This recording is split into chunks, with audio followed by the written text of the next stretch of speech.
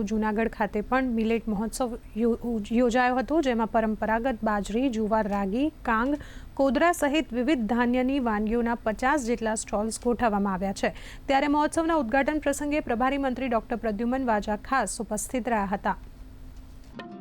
Millets એટલે કે જાડા ધાન્ય ફાઈબર વધારે હોવાથી તેમાં હૃદયરોગના જોખમને પણ ઘટાડે છે, ખનિજ તત્વો પણ વધારે હોય છે, પર્યાવરણ અને ખેતીમાં પણ એમાં ઓછી પાણીની જરૂર પડે છે અને ટૂંક સમયમાં પાક તૈયાર થાય છે અને જમીનની ફળદ્રુપતા પણ વધારે છે।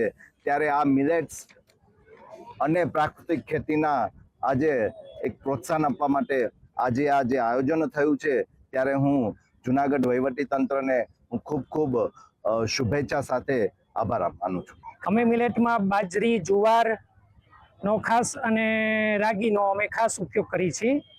અમે રેગ્યુલર અત્યારે માનો ને કે ઓર્ગેનિક અને મિલેટનો જ અમે વધુ પડતો બધો વપરાશ અને ખાવામાં એનો અમે ઉપયોગ કરીએ છીએ।